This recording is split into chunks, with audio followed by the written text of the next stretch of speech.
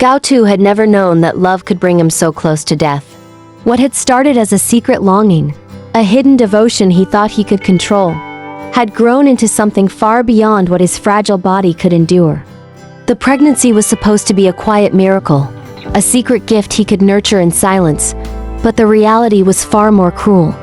His body was weak, battered by years of suppressants that had forced him to live as something he was not. Every doctor he saw, every whisper of medical truth reminded him of the same reality. He was never meant to survive this. An omega carrying a child without the steadying bond of an alpha was dangerous enough. But for Gao Tu, with his body weakened and scarred by years of chemical suppression, it was almost suicidal. And yet, even with that knowledge, he could not bring himself to let go. He could not end the life growing inside him, not when it was the last fragile link that tied him to Shen Wenlang. The days blurred into nights filled with pain that clawed at him from the inside. Sometimes it felt as though fire was ripping through his veins, leaving him trembling and gasping for air. Other times it was an exhaustion so deep that even lifting his head off the pillow felt impossible. He would lie there in the stillness of his lonely apartment, clutching his abdomen, terrified that each sharp stab of pain might be the end, either for him or for the child. His body was failing him, warning him again and again that this path could only end in tragedy. But Gao Tu's heart was stronger than his breaking body. Every time he felt the flutter of life inside him, every faint reminder that the child still held on, he made the same promise: I will endure this. I will not give you up. There were nights when his body gave out completely, and he collapsed to the floor in convulsions of pain. His vision would blur, his breathing would falter, and he would feel his heartbeat slowing in a terrifying rhythm that reminded him of death's closeness. Each time he thought it was the end. Each time he thought his child's life had been stolen away before it even began. And yet, somehow, in the midst of those moments of darkness, a flicker of strength always returned. He would wake up in the same spot hours later, drenched in sweat, weak and trembling, but alive.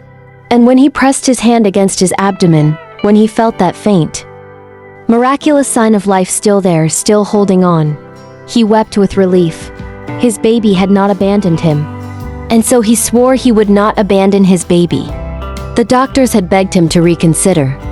Their words were sharp, clinical, but behind them lay genuine fear. You will not survive this pregnancy, one had said bluntly, staring him down with eyes heavy with pity. Your child will not survive either. You must terminate now, before it is too late. Another had placed a trembling hand on his shoulder, softer in tone but no less devastating. You have to think of yourself, Gao Tu. You are too weak. Your body cannot carry this to term. You are gambling with death. Each word struck like a knife. But Gao Tu had already made his decision long before stepping into their offices. No matter how many doctors tried to convince him, no matter how many facts and statistics they threw at him, he refused to bend. This child was his choice, his devotion, his love embodied in a fragile life. To end it would be to betray himself, to betray the love that had carried him silently for over 10 years. As the weeks stretched on, his body became a battlefield. The suppressants he had relied on for so many years now revealed their true price. His organs struggled, his strength faded, and his immune system faltered. Simple illnesses left him bedridden for days. Fevers raged, chills shook him to the core, and there were times when he vomited until he thought there was nothing left of him. The malnutrition showed in his pale face, the hollowness of his eyes, the tremble in his thin hands.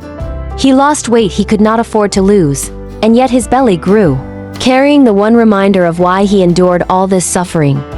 He would sit by the window, frail and shivering, staring out at the city lights with tears streaming down his face. To the world, the night was beautiful, but to him, it was a reminder of how alone he was.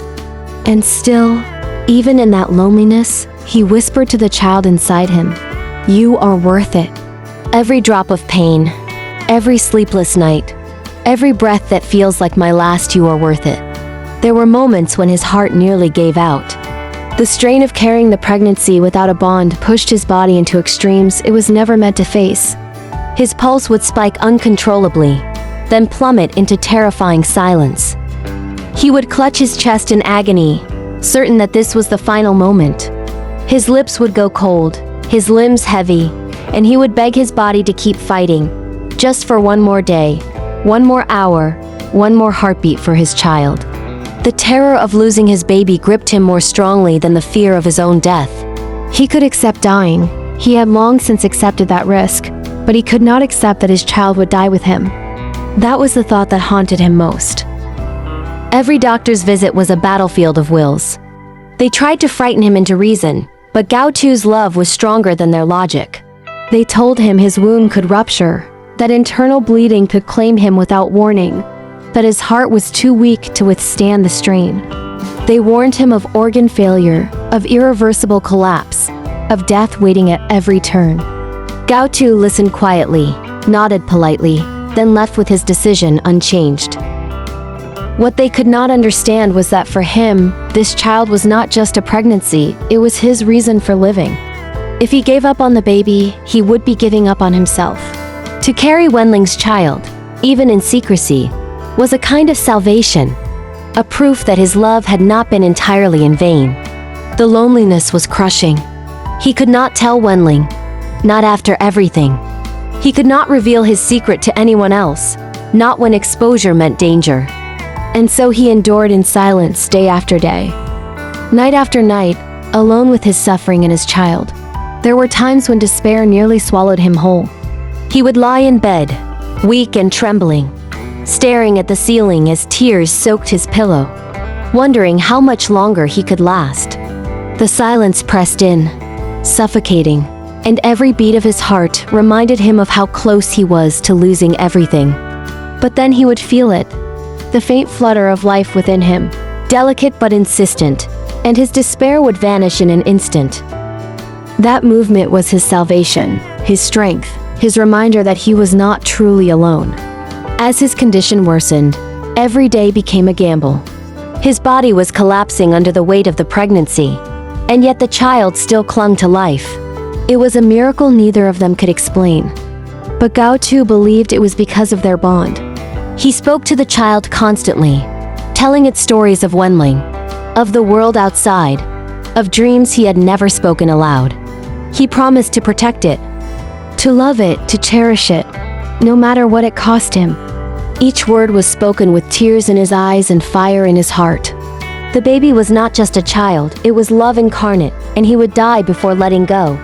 The pregnancy nearly killed him again and again, each week a fresh trial of pain and near death. But Gao Tu endured, fueled by a love so fierce it defied reason, a devotion so strong it overcame every warning. He was willing to die for this child, willing to give everything for it. Because to him, the child was life itself. And though the pregnancy nearly destroyed him, it also revealed a strength he never knew he had, the strength to fight against death, to defy despair, and to hold on for the sake of the fragile miracle within him. The days that followed were some of the darkest of Gao Tu's life.